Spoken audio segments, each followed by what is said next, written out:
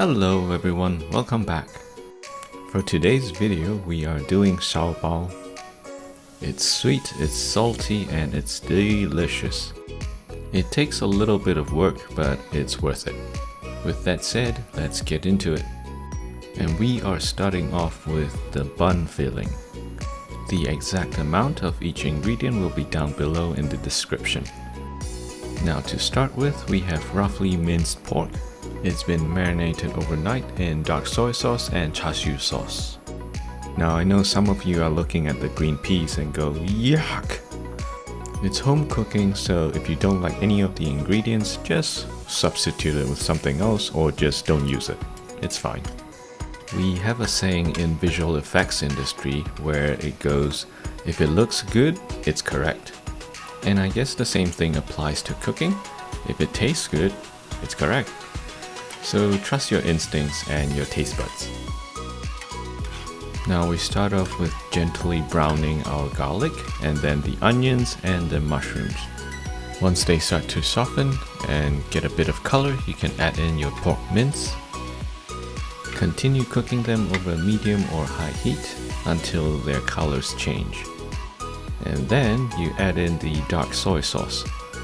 And if you're wondering how much soy sauce to use, yes, that's the answer. Just, agak-agak lah.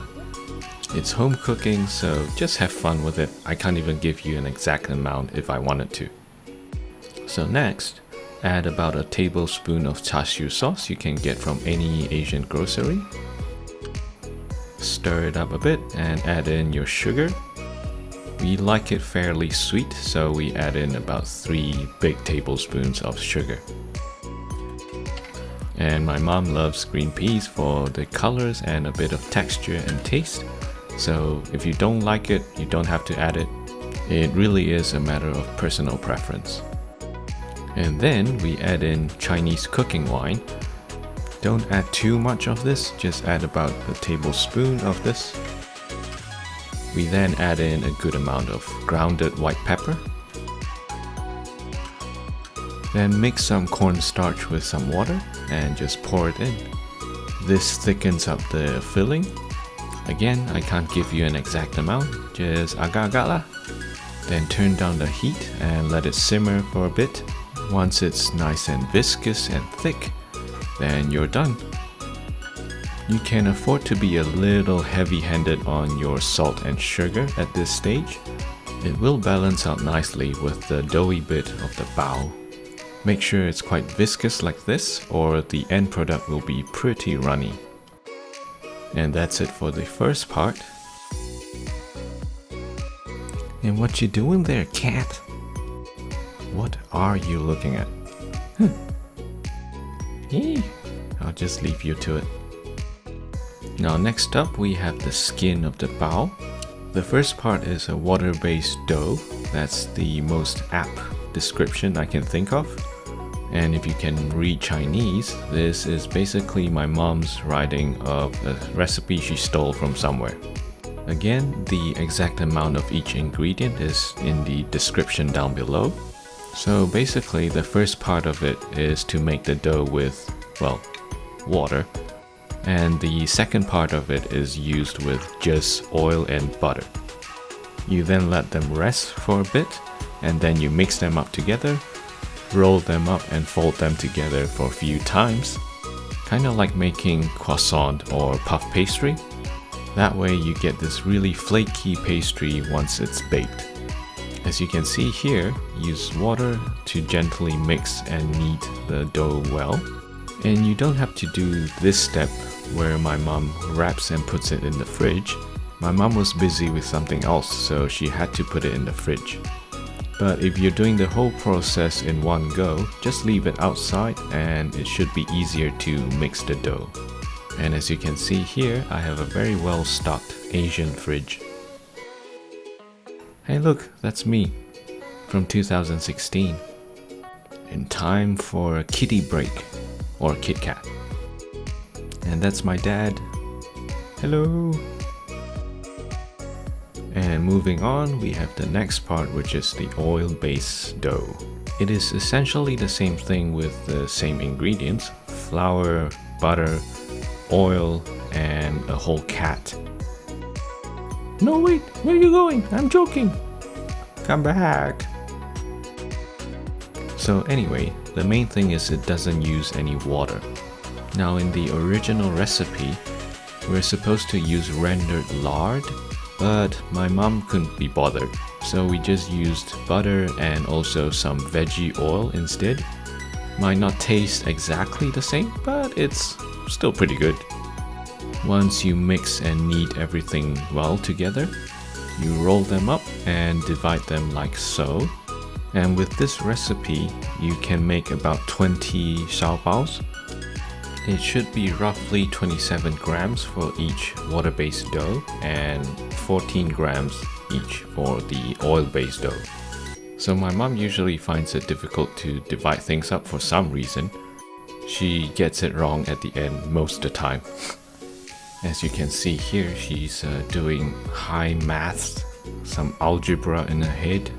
She's one step short of bringing out her abacus. She's not even cutting where she marked. Once you're done dividing them up, just leave them aside. So what you want to do is you want to wrap the oil-based dough with the water-based dough. Just flatten the water-based dough with your palm, like so, and put the oil-based dough in the middle and just gently massage it into another bowl. Now, we're not professional chefs, so if you have any other better method of doing this, feel free to go ahead with it and share it down the comment section. Once you're done with it, just cover it with a cling wrap so that it doesn't dry out. You then flatten it out with a rolling pin into sort of an oval shape. And then from one end to the other, you just roll it back up again. Press it down with your fingers and then just repeat the same process a few times. If you're lazy like my mom, you just do it twice. Done. And at this stage, you can preheat your oven at 200 degrees Celsius.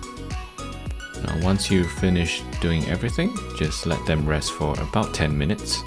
Once they have rested, you can now move on to the final step of wrapping it with the fillings. Press it down with your palm and then roll it out into a circle.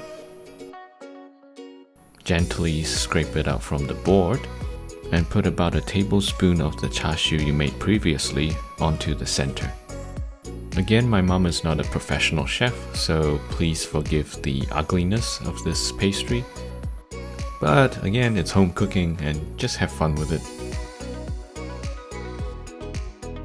Just use your fingers to pinch everything together and make sure they are stuck together and not leaking. And voila, that's it. And just repeat that same process for another 20 times.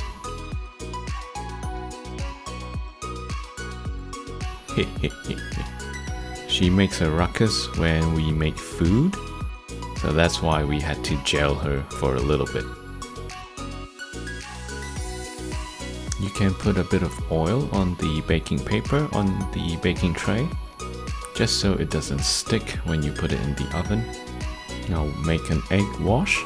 It'll be 10 times better if you mix it with chopsticks. Nah, just joking. You will just bring more honor to your family. My mom made a bit of a mistake here, so it's much better if you just use the egg yolk, because that gives a more vibrant golden color at the end. So brush it on top before you send it into the oven. Once it's in, bake it for 15 minutes at 200 degrees Celsius. Take it out from the oven at the halfway point and just brush another layer or two of the egg wash. This will make the golden a lot more vibrant at the end. And for the final step, sprinkle some sesame seeds. And back in the oven it goes for another 15 minutes. And that is pretty much it, guys. It's a bit of a long process, but it's well worth it. And here's the final product.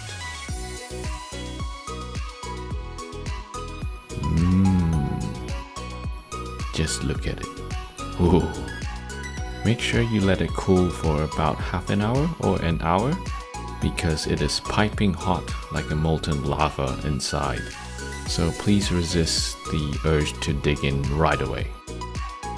Now I do have to apologize at this stage of the video where you can see a bit of flickering of the light. I'm an amateur when it comes to videography or cooking, but I will get better and keep making videos. Thank you guys so much for watching this video, and if you like it, please leave a like and subscribe. Otherwise, please stay healthy, stay happy, and have a great day. Bye.